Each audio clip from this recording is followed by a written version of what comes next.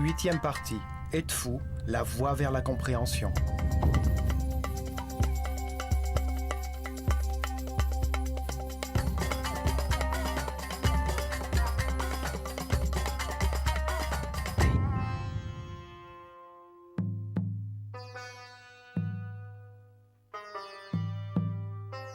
La civilisation égyptienne, guidée par les prêtres de l'école des mystères de l'œil d'Horus, était fondée sur une croyance de base. L'homme, initialement animal, se réincarnait à plusieurs reprises pour accéder à un état de sagesse et d'immortalité. Il acquérait le savoir au cours de cette expérience. Ce voyage dans l'évolution comprenait 7 paliers, déterminés en fonction de la sagesse acquise, de sa fréquence vibratoire et de la quantité d'énergie vitale transformée au cours du processus.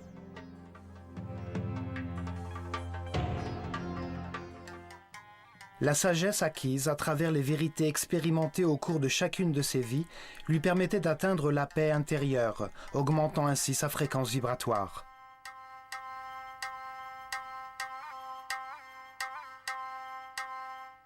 La quantité d'énergie vitale générée par son système neuronal s'accroissait donc également. Il utilisait l'un des 7 chakras de sa colonne vertébrale, l'un des plus élevés.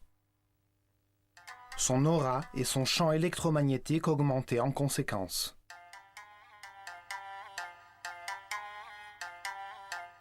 Les circonstances que l'homme devait affronter, les processus qu'il devait traverser pour développer sa sagesse avaient été conçus par Dieu à la perfection.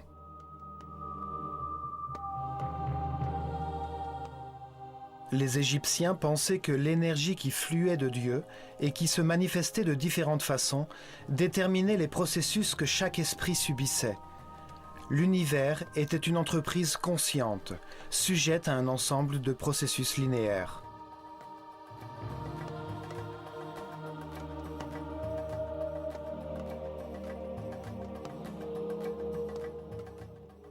La Terre tourne autour d'une source radiante, le Soleil, dont elle reçoit son énergie initiale. Le système solaire tourne lui-même autour du Soleil central de la galaxie, autre source d'énergie.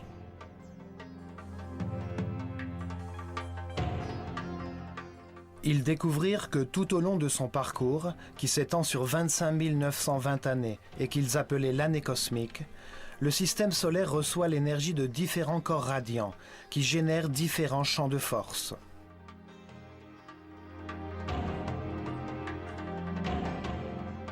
Il divisait ce parcours en 12 parties, 12 forces reçues par la Terre durant les 2160 années nécessaires à la traversée de cette ère. Chaque force provoquait une situation différente que l'homme devait affronter. Elles étaient parties constituantes de la chaîne des montagnes de la conscience.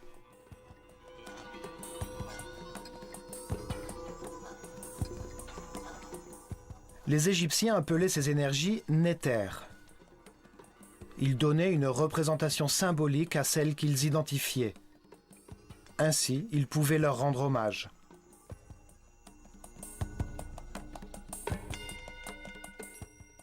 Leur culture était fondée sur le ciel et les processus collectifs, déterminés par les étoiles.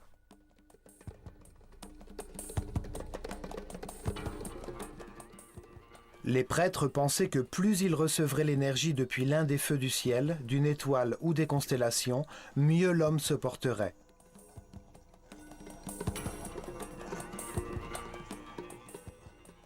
C'est pour cette raison qu'ils accordaient une attention particulière aux étoiles, placées sur l'axe de rotation de la Terre, les étoiles polaires, qui restaient en place durant des milliers d'années.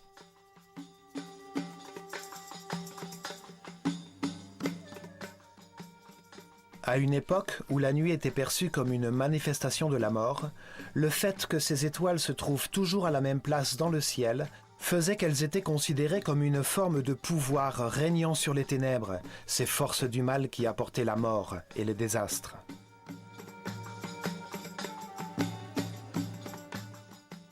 Ces forces qui faisaient surgir dans la vie des événements difficiles étaient dirigées par Seth, origine de notre Satan moderne.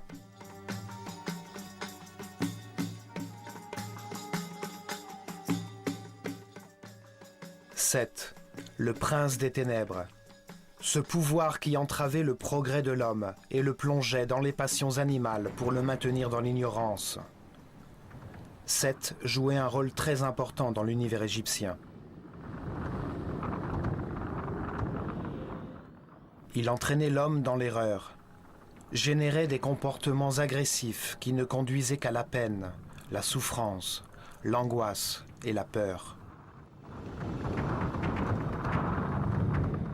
L'issue de ces comportements bouleversait l'homme. Alors, rongé par la peine, il entamait sa quête du bonheur.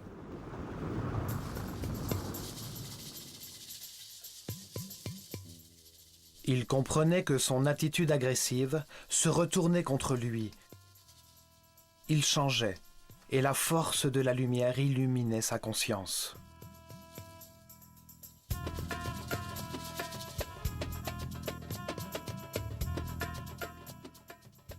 Les forces qui encourageaient l'homme au changement, en faveur de la paix et de la compréhension, étaient mues par Osiris.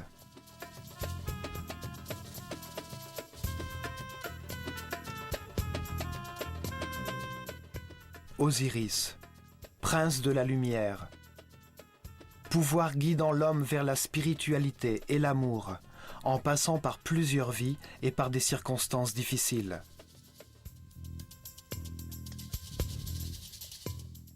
Dans un univers contrasté, écartelé entre des pôles opposés, Seth et Osiris s'affrontent comme l'ombre et la lumière pour modeler la conscience humaine et l'éveiller à l'importance de la neutralité.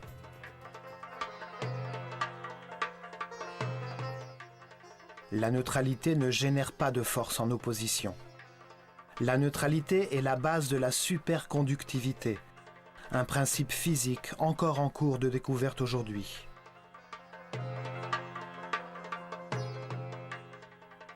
La neutralité implique le respect des autres.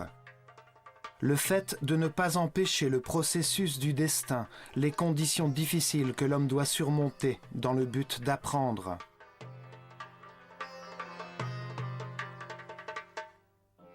La neutralité implique la compréhension de l'univers en marche, l'acceptation de son principe parfait, de sa raison aimante conçue par Dieu qui est amour.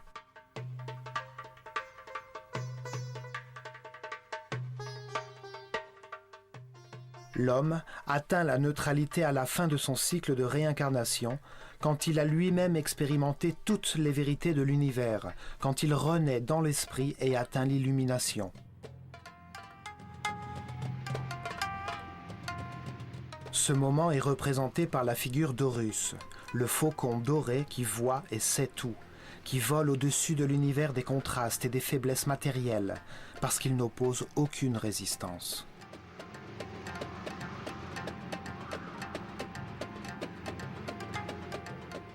Horus est le symbole de la conscience permanente et immortelle, symbole d'un être équilibré et respectueux, jouissant de tous ses pouvoirs et de la paix éternelle.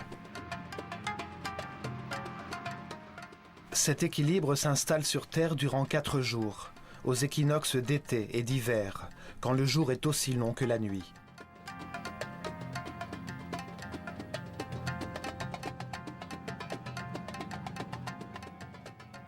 À Edfu, on construisit un temple dédié à la naissance d'Horus, pour l'étude du moment final du processus évolutif.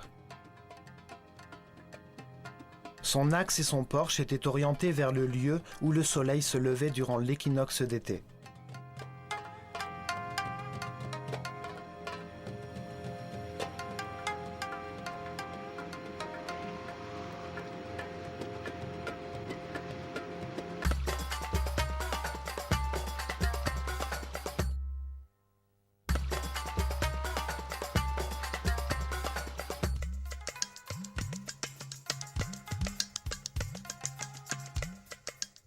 La plupart des complexes religieux d'Égypte possédaient 2 temples et 2 observatoires astronomiques, l'un solaire, l'autre lunaire, placés à 90 degrés l'un de l'autre.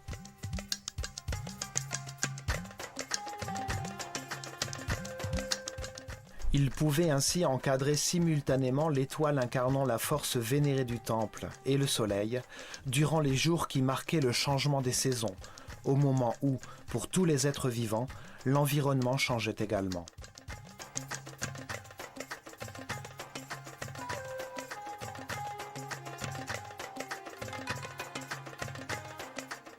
À Dendera et à Edfu, le porche du temple encadre une étoile lumineuse qui annonçait le lever du soleil.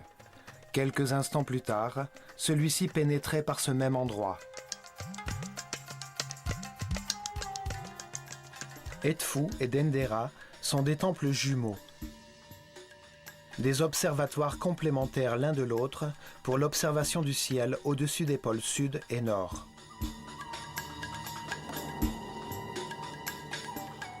Lorsqu'ils observaient les étoiles polaires, ils notaient chaque variation dans l'inclinaison de l'axe terrestre. Cet angle est à l'origine des saisons, des solstices, des équinoxes et du temps sur la planète.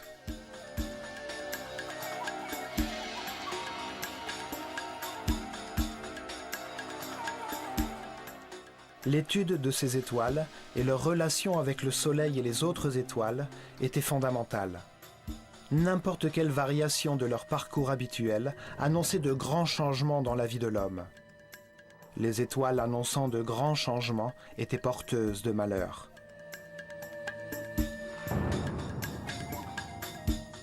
Elles étaient situées à une distance d'1 degré de latitude nord.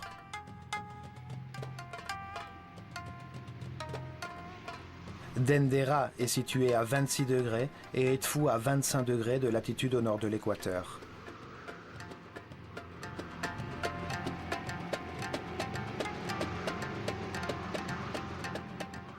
Ceci leur permettait d'enregistrer les mouvements du système solaire, information cruciale puisque déterminant le progrès autour des constellations, l'essence qui dirige le voyage évolutif de l'homme.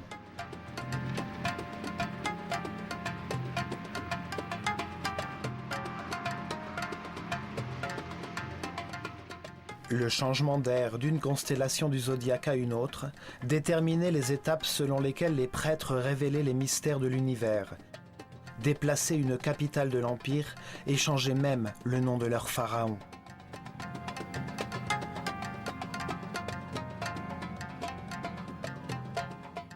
Dans tous les temples, le porche découpait une zone du ciel, dans laquelle l'un des feux du ciel, ou Mazzaroth, se déplaçait. Tous les mouvements de ce Mazzaroth étaient observés.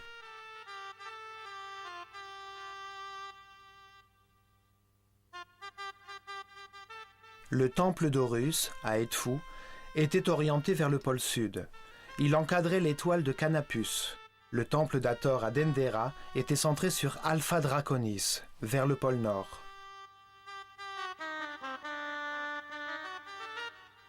Le temple d'Horus célébrait sa naissance durant l'équinoxe d'été, 3 mois plus tard. Le temple d'Hathor célébrait le renouveau de la vie, la fertilité provoquée par la crue du Nil au solstice d'été.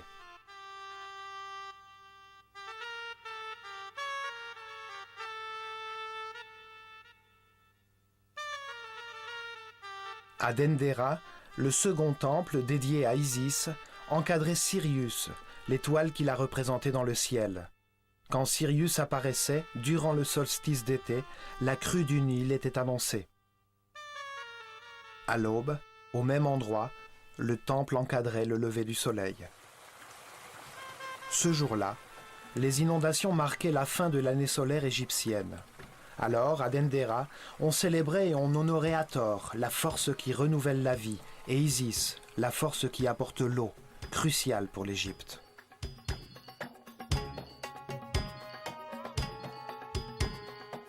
Trois mois plus tard, le temple de Nephthys à Edfu, dont il ne reste plus que les fondations, encadrait le lieu où Procyon apparaissait, annonçant le temps des semailles, et à l'aube de l'équinoxe d'hiver, il était cadré sur le soleil.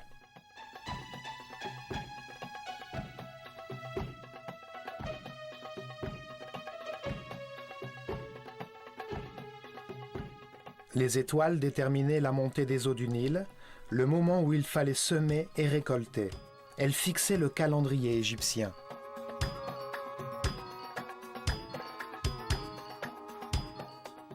Tout comme ces temples, ces deux étoiles étaient étroitement liées. Sirius appartient à la constellation du Grand Chien et Procyon à la constellation du Petit Chien. Elles sont sœurs, comme Isis et Nephthys, épouses d'Osiris et de Seth, le prince des ténèbres.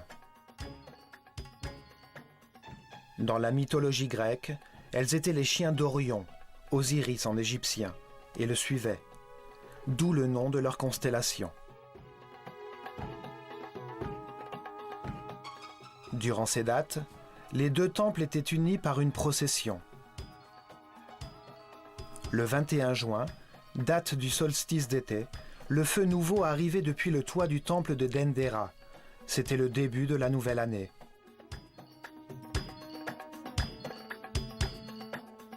Le 21 septembre, jour de l'équinoxe d'hiver, Edfou célébrait la conception d'Horus. Le 21 avril, jour de l'équinoxe d'été, on célébrait sa naissance.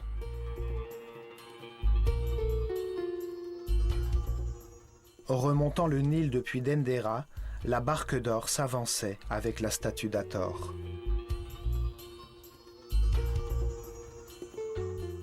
Cette cérémonie était appelée les Fêtes de la Belle Rencontre, moment où Hathor, force de la vie, célébrait l'apogée du processus qu'elle avait enclenché.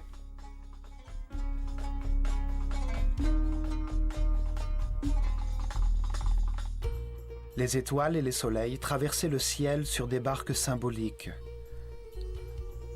De même, les statues qui les représentaient, comme par exemple celle d'Isis et de Hathor, étaient transportées d'un temple à l'autre, dans des barques dorées, le long du Nil.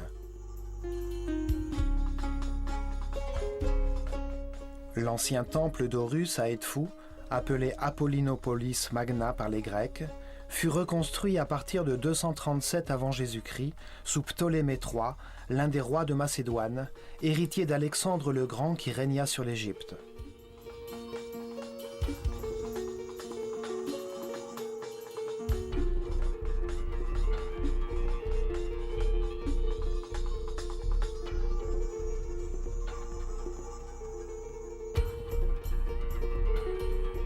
Les travaux durèrent 180 années et prirent fin en 57 avant Jésus-Christ, sous Ptolémée XII, père de Cléopâtre.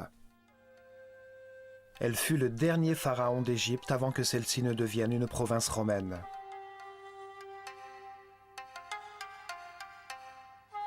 Les reliefs montrent des rois étrangers qui rendent hommage aux déités égyptiennes, une manière d'être eux-mêmes honorés par le peuple et de légitimer leur pouvoir.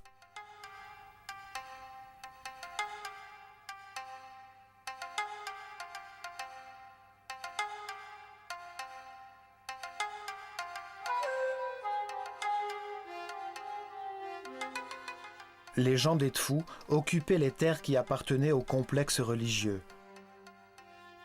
Les murs de protection extérieure avaient disparu bien longtemps auparavant. La plupart des bâtiments étaient détruits.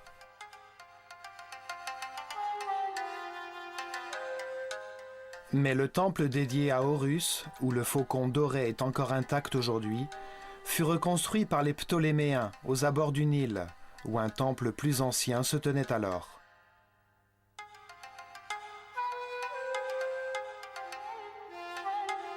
Les temples qui étaient orientés en direction d'une étoile précise ne restaient en fonction que pour une durée de 300 ans, car le mouvement du système solaire autour de la galaxie modifiait l'emplacement de l'étoile.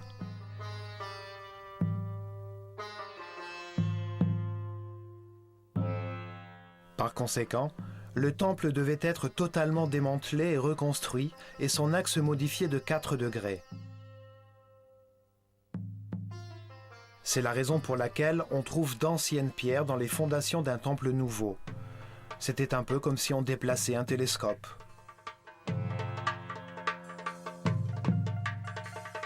Par contre, il n'en allait pas de même pour les temples solaires, puisque l'angle formé par l'équateur et l'éclipse du Soleil ne se déplace que d'1 degré tous les 7000 ans. Les temples solaires orientés vers le point où le Soleil se levait à une certaine date restaient opérationnels durant des milliers d'années.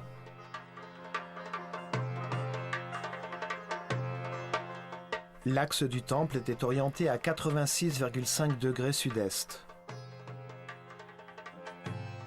Là, à 26 degrés au-dessus de l'horizon, Canopus se levait presque chaque nuit dans l'hémisphère sud. C'est l'étoile la plus brillante après Sirius.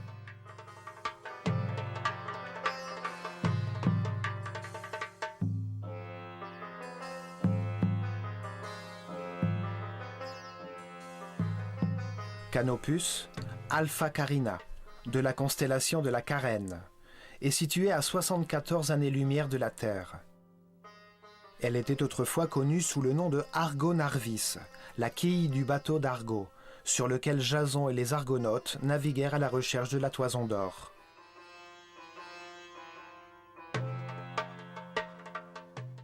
Les deux tours de la façade du temple encadrent l'étoile du pôle sud.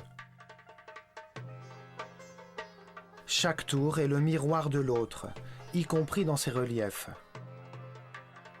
Elles expriment la symétrie dans un monde asymétrique en mouvement.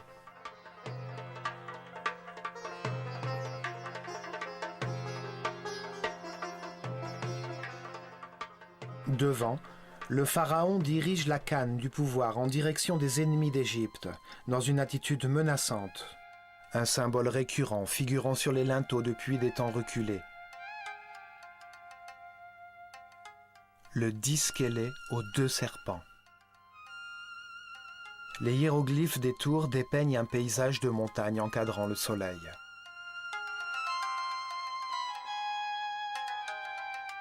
Le pylône, ou façade, est haut de 35 mètres, aussi haut qu'un immeuble de 10 étages. Il laisse voir 4 renfoncements qui correspondaient à l'emplacement des poteaux destinés à recevoir les oriflammes des fêtes. En traversant le porche, on arrive dans une cour entourée, sur 3 côtés, d'une galerie à colonnes ou péristyle. Sombre vestibule au plafond bas supporté par 32 colonnes aux chapiteaux floraux de formes et de styles différents.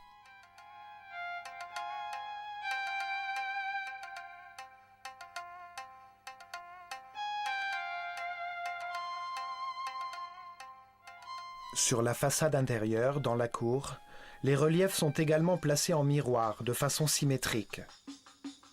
Seules les coiffes symboliques des personnages sont différentes.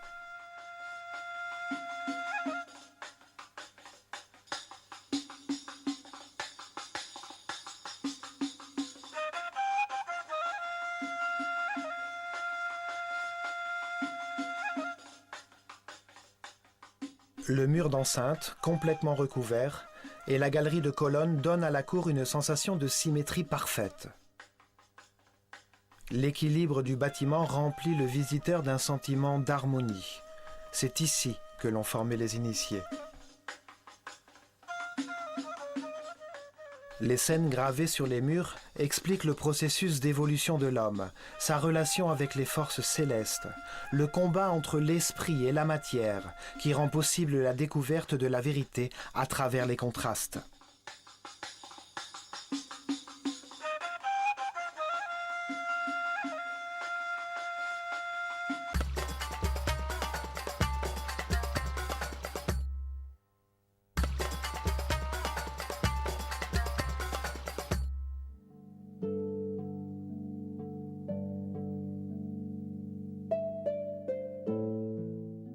À l'époque de l'école des mystères, il y avait ici un magnifique jardin où les initiés pratiquaient des exercices afin d'expérimenter eux-mêmes les enseignements transmis par les prêtres.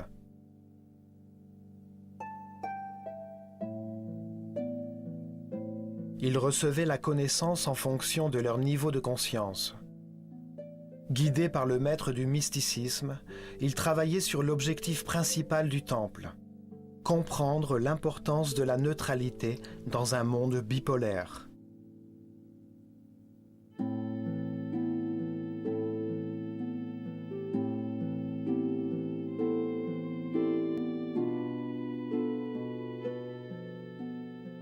Ils devaient faire preuve de leur capacité à transformer la conscience individuelle en conscience universelle. Ils comprenaient le besoin, pour un univers de contraste, de créer des situations et des processus dans lesquels le libre choix était possible.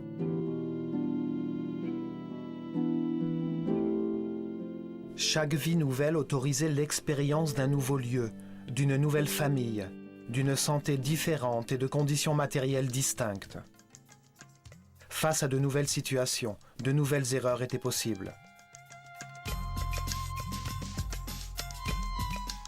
Seth était vaincu dans la conscience humaine grâce aux erreurs expérimentées par l'homme durant ses différentes vies. C'est la confrontation des résultats obtenus au cours de son expérience qui le menait à la connaissance et illuminait son esprit. Les initiés expérimentaient le principe vital des autres êtres et comprenaient qu'il y avait une conscience unique dans l'univers. Et ils le vérifiaient face à l'un des palmiers du jardin en se concentrant sur lui jusqu'à percevoir le vent dans ses palmes.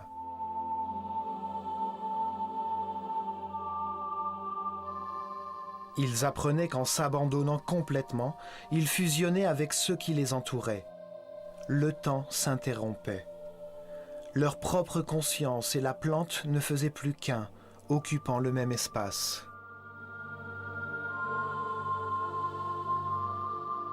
Les prêtres leur enseignaient que la concentration était un exercice intellectuel qui commençait en se focalisant sur la plante et en pensant à tout ce qu'ils savaient sur ce sujet.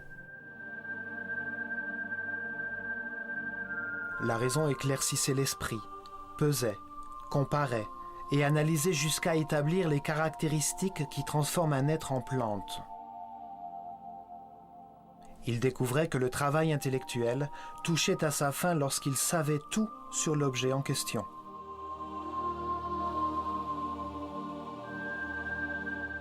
Ils entraient alors dans une seconde phase de méditation. Ils utilisaient leur intuition et leur sens pour percevoir l'arbre.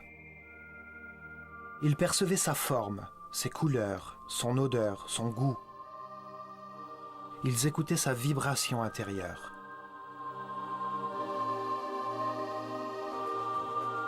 La dernière phase consistait en un exercice spirituel de concentration. La pensée et la perception de l'arbre n'avaient alors plus leur place, mais dans leur conscience, ils devenaient l'arbre et faisaient l'expérience d'un état différent de l'être.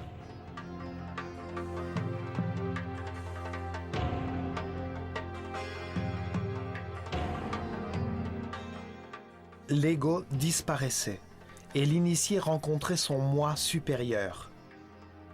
Le temps disparaissait. Le silence dilatait la conscience. Les bras devenaient branches et une paix intérieure inondait le vide.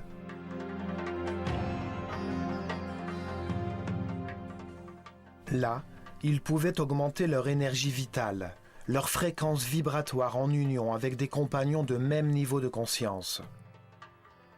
Ils avaient atteint un palier similaire sur la voie de la réincarnation.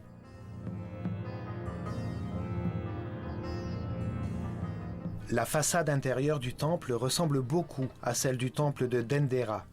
Leur conception générale est très proche. Les deux temples furent construits sur les plans d'Imhotep, l'architecte qui construisit la pyramide de Saqqara.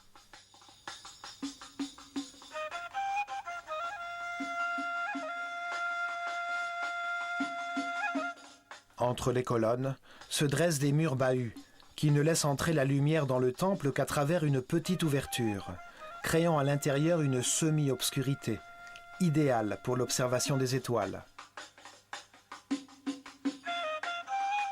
Deux faucons coiffés de la couronne de Basse et Haute-Égypte, statue monumentale d'Horus, flanquaient l'entrée à l'hypostyle, la salle de la vie. Aujourd'hui, il ne reste qu'un faucon de granit.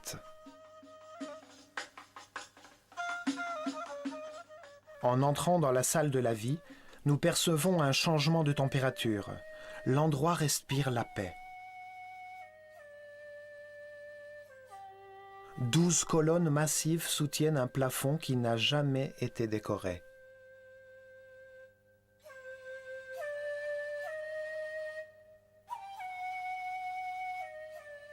Dans cette pièce, utilisée dans la journée par les initiés, les 8 colonnes aux chapiteaux magnifiques produisent un sentiment d'équilibre et de permanence.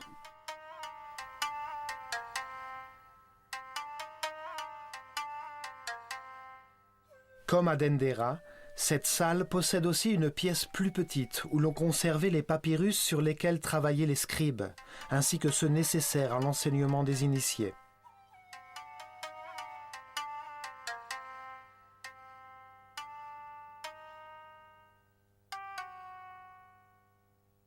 Le premier palier de la voie de l'évolution était nommé Kabit, ou le temps de l'ombre obscure. L'homme était proche de l'animal, un être sans pitié, aux passions incontrôlées, gouverné par l'instinct.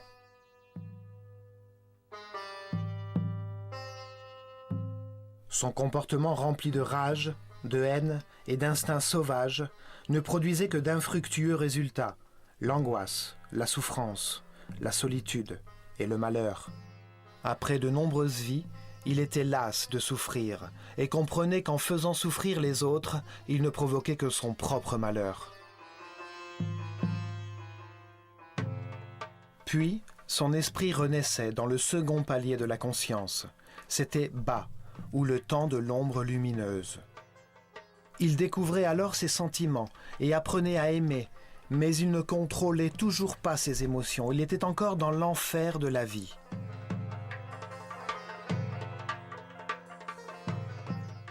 Quand il atteignait le troisième palier, le temps du cœur respirant, il entrait dans l'extrême opposé. Il se transformait en un être bon, qui se souciait des autres, tâchant de résoudre leurs problèmes et d'éviter leurs souffrances. Il n'était pas plus heureux. Sa paix dépendait des autres. Le respect était absent. Il cherchait à transformer la vie des autres en ce qu'il pensait qu'il leur convenait d'être.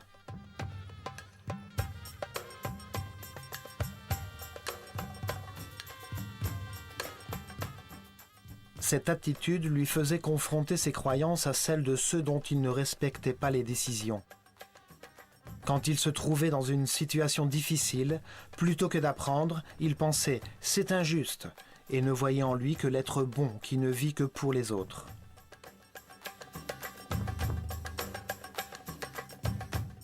Par la porte du fond, on pénétrait dans la salle des apparitions, où la statue lumineuse d'Horus apparaît sur la barque d'or, sortant de l'ombre de son sanctuaire pour prendre part aux cérémonies et processions.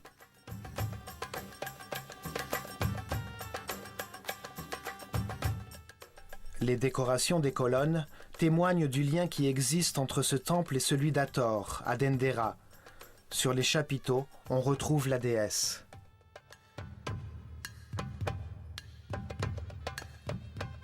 À gauche, il y a une pièce destinée aux offrandes. Elle possédait une entrée qui conduisait à une petite pièce où l'on préparait l'encens.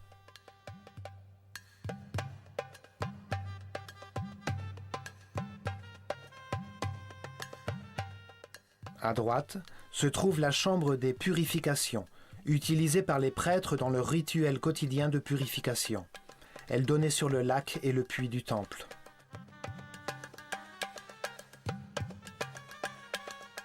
Les prêtres choisissaient leurs disciples parmi les plus respectueux et les plus soignés, ceux qui avaient atteint au minimum le troisième palier de la conscience. Ils leur communiquaient l'information et leur enseignaient à la vérifier personnellement. Ils leur apprenaient à accroître leur degré de vibration. Les initiés commençaient par apprendre à contrôler leurs instincts. Ils se retrouvaient exposés à des situations extrêmement dangereuses. Ils apprenaient à faire confiance en l'autre. Des années plus tard, ils apprenaient à contrôler leurs émotions, leurs désirs et leurs plaisirs, comprenant que leur corps était semblable à l'univers, mais à une échelle différente. Pour atteindre cet état de conscience, ils se rendaient à Kom Ombo, Philae, Der El Bahari et à Luxor. Ils accédaient alors au quatrième palier de la conscience, Sekem, et rejoignaient d'autres êtres nés dans le même palier de conscience et conduits par le maître des mesures. Il leur enseignait que le nom et le nombre déterminent la forme de toute chose.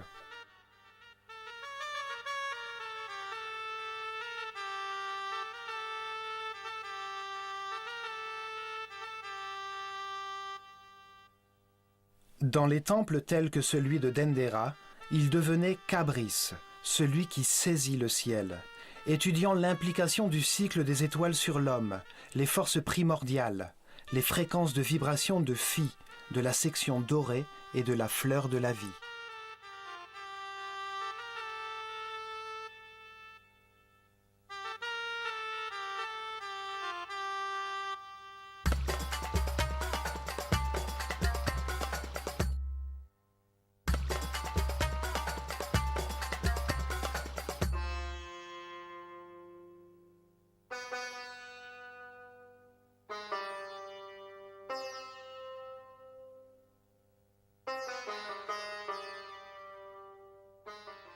Après la salle des apparitions, on accédait ensuite au vestibule des escaliers exactement conçus comme celui de Dendera, un escalier circulaire à droite et un long escalier droit à l'intérieur de la cloison qui conduit jusqu'au toit.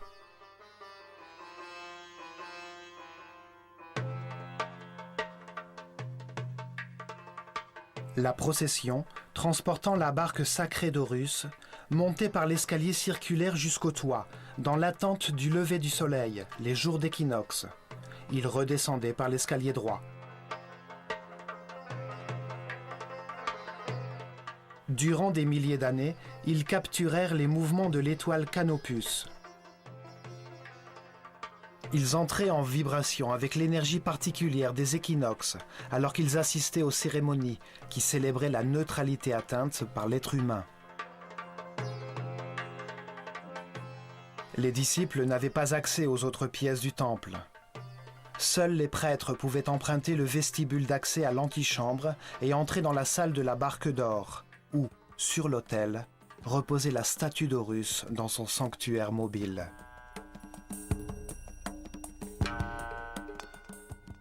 Aujourd'hui, dans cette chapelle, une reproduction moderne renseigne sur l'aspect et les dimensions de la barque d'or.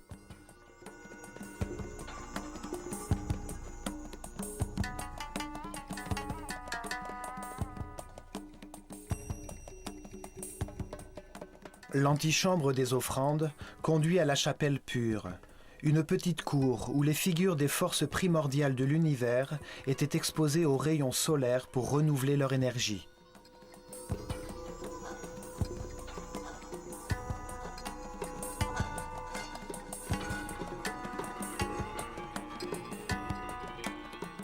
Les murs sont couverts de reliefs expliquant les mystères de l'univers, la raison de la réincarnation, la voie pour accéder à la fin du cycle et devenir un surhomme.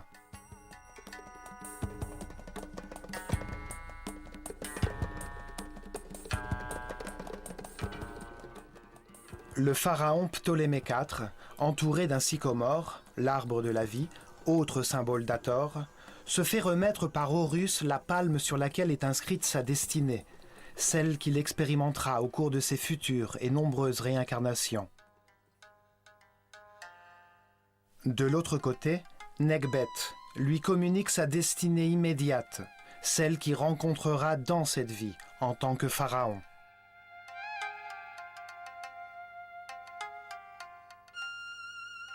La civilisation égyptienne repose sur l'idée que la réincarnation était le principe par lequel on acquérait et vérifiait les vérités universelles. L'esprit de l'homme s'incarnait pour tirer des enseignements du résultat de ses décisions, petit à petit, se transformant en un homme sage et flexible jusqu'à ce qu'il n'ait plus rien à apprendre et atteigne l'illumination.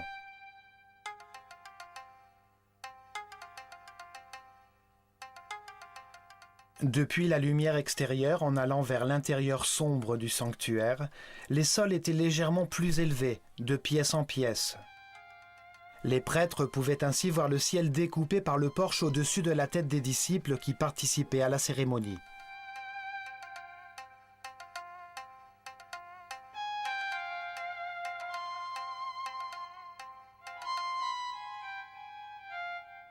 Le sanctuaire était un espace indépendant, entouré de ses propres salles.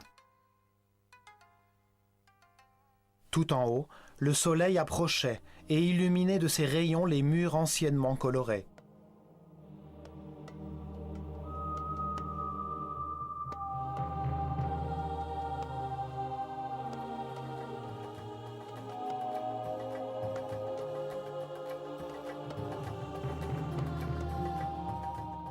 Dans la partie la plus profonde du temple se trouve le sanctuaire du Naos, autel de granit qui renfermait la figure d'Horus, symbole de la renaissance spirituelle, de la maîtrise, de l'instant où l'homme devient le surhomme.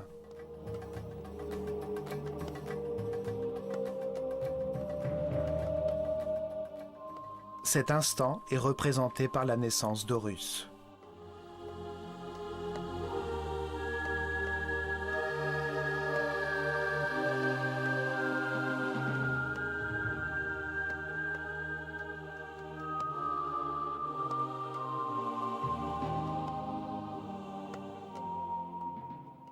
Autour du sanctuaire, des reliefs illustrent le principe d'illumination.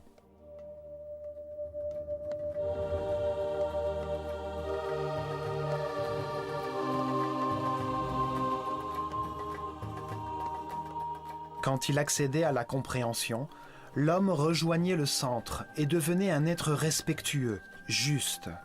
Il reconnaissait la perfection en toute situation, y compris les plus douloureuses, puisqu'elles accroissaient la compréhension de ceux qui les traversaient.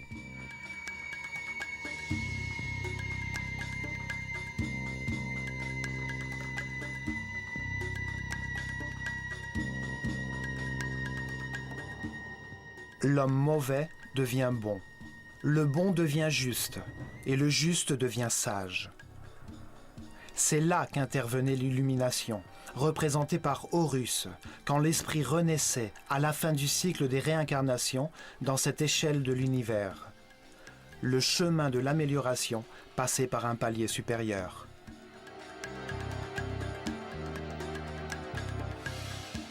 L'homme, né dans la chair, renaissait dans la spiritualité. C'était la fin de son évolution depuis son état animal jusqu'à la spiritualité éternelle, du temporaire à la conscience permanente, de la mortalité à l'immortalité. L'amour, constamment présent dans ses pensées, ses paroles, son regard, et généré par la compréhension, anéantissait son ego, et avec lui, le cycle des réincarnations.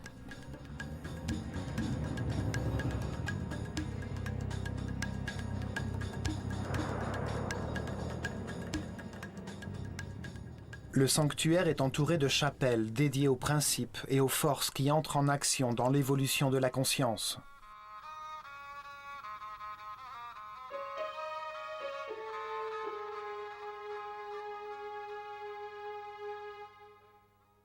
La chapelle d'Osiris était facilement reconnaissable par les gens du peuple, depuis l'extérieur, grâce à ses reliefs sur le mur. Le peuple, à qui l'accès du temple était interdit, s'approchait et déposait les offrandes auprès de ce mur.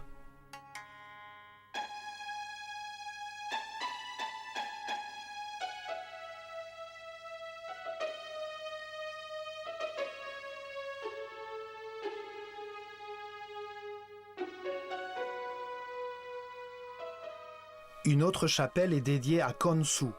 Khonsu était le fils de Mut, aspect féminin du dieu unique, et de Amon-Ra, son aspect masculin. Leur union créait la conscience humaine. Khonsu signifie « conscience nouvellement née », quand elle commence son voyage d'évolution.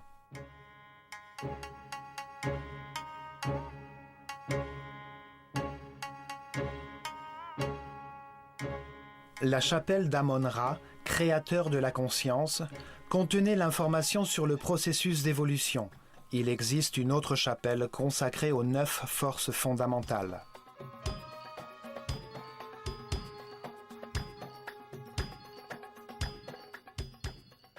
La chapelle centrale était dédiée à Horus.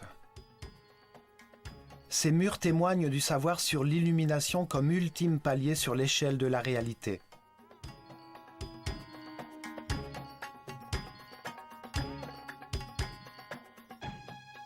Les initiés ayant atteint le 4e palier de l'évolution de la conscience venaient dans ce temple. Très peu d'entre eux atteignaient le 5e palier, le temps du Sahu.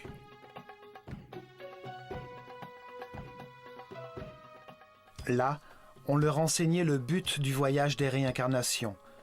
Ils entendaient le sens de la neutralité.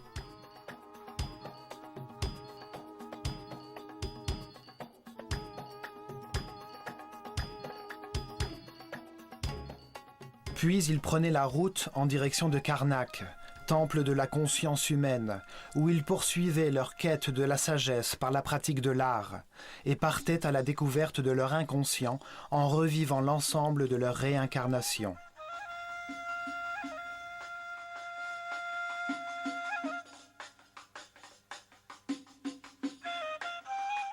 Ils vivaient en vibration dans l'amour, sachant comme tous les hommes qu'un jour ils vivraient une renaissance spirituelle et atteindraient l'illumination.